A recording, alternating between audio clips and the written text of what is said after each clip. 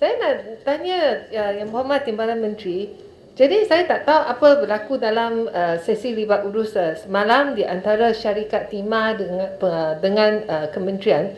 Jadi adakah pada masa yang akan datang kesemua pengeluar minuman mereka perlu dapat kelulusan dari segi nama yang digunakan, brand yang mereka gunakan itu dengan kementerian sebelum mereka memasarkan produk mereka. Sebenarnya dalam isu timah ini, ramai orang Malaysia tidak tahu tentang negara kita ada mempunyai syarikat pengeluaran whisky. Tak tahu langsung tentang timah. Kerana ia dibangkitkan dengan ini, sekarang ia begitu popular. Sekarang ramai orang pergi cari apa tu, pergi tanya-tanya. Jadi ini adalah semacam yang mereka nak kacau syarikat itu, sekarang dah jadikan produk itu lebih popular. Jadi soalan saya ialah, adakah yang syarikat ini kalau dia nak jalankan rebranding, tukar nama, adakah ia perlu dapat kelulusan daripada kementerian sebelum yang brand baru boleh dikeluarkan?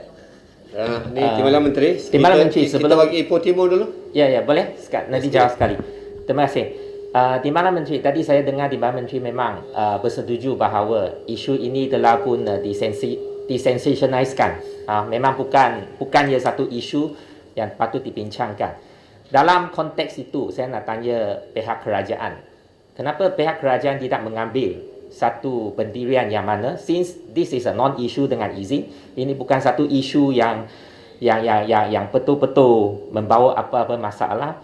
Kenapa pihak kerajaan tidak memberi free hand, menjamin satu kebebasan kepada berniaga-berniaga di luar untuk menjalankan perniagaan mereka tanpa campur tangan daripada ahli-ahli politik dari mana-mana pihak, the unnecessary campur tangan daripada ahli-ahli politik dari kedua-dua pihak. Terima kasih, Bu Timur.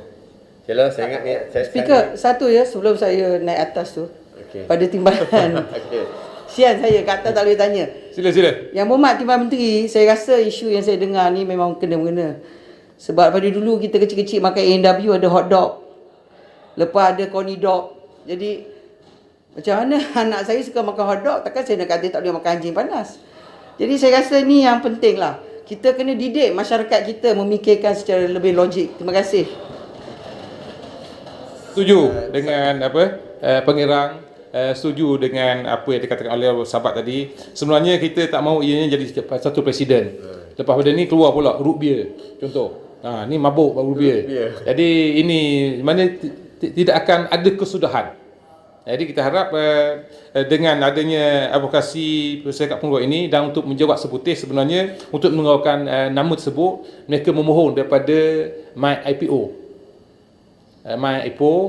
Intellectual Property, dan apabila dimohon ia punya buat deskripsi nama tersebut, kenapa rasional semua sekali itu, kemudian MyIPO akan gazetkan ataupun akan wawarkan selama 2 bulan. Tapi dikatakan setelah 2 bulan dimaklumkan nama tersebut kepada masyarakat, tidak ada bantahan. Maknanya dari segi undang-undang namanya desah.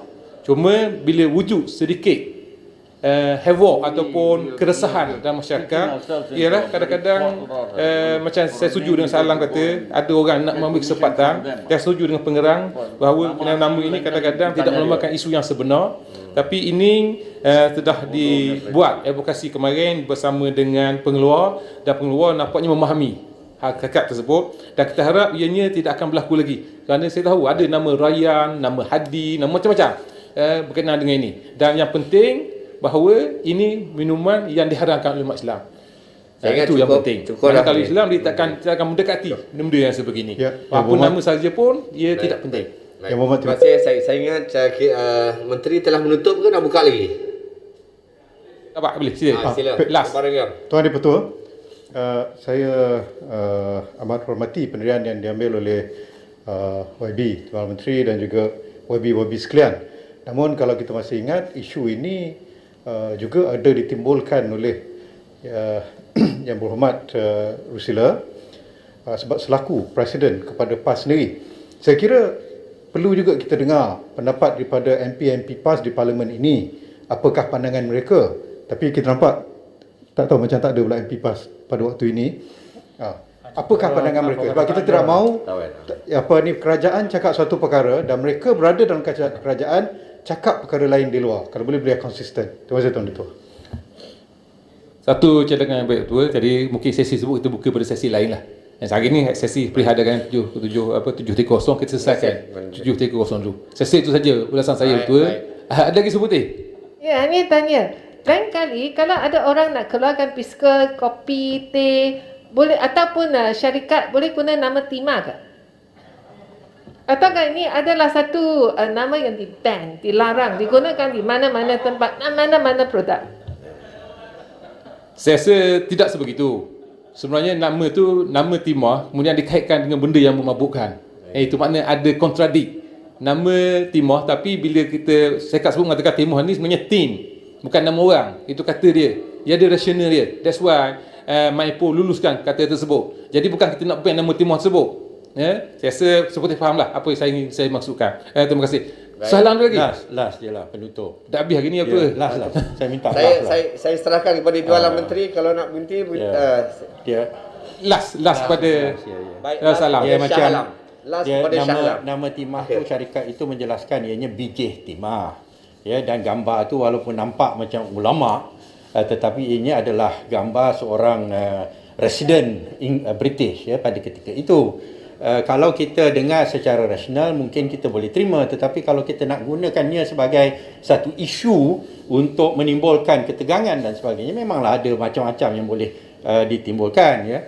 Begitu juga saya sebut tentang ICERT, ianya merupakan satu usaha untuk menamatkan diskriminasi berdasarkan pada kaum, tapi tak sempat kita nak bahas. Dah digerakkanlah apalah inilah kata agung akan terjejaslah Sultan Melayu akan anulah macam-macam. Seolah-olah kita ni sokong diskriminasi berdasarkan kepada bangsa. Dan itu memberikan satu gambaran yang buruk terhadap negara kita. Ya, lalu saya harap bahawa semua persoalan dapat kita bahas dengan cara yang tenang, rasional, bukan menggunakan kesempatan untuk nak menimbulkan ketegangan dan sebagainya. Itu je lah. Saya harap itulah sebagai pengajaran bagi kita. Okey, terima kasih. Terima kasih banyak dengan penjelasan yang diberi dan diharap selepas lulusnya Akta 730 ini semua ahli-ahli parlimen kita akan berbincang dengan rasional, dengan waras dan dengan terbaik untuk agama, bangsa dan negara. Betul itu saja. Sekian. Terima kasih. Terima kasih Yang Berhormat Timbalan Menteri di atas jawapan tersebut.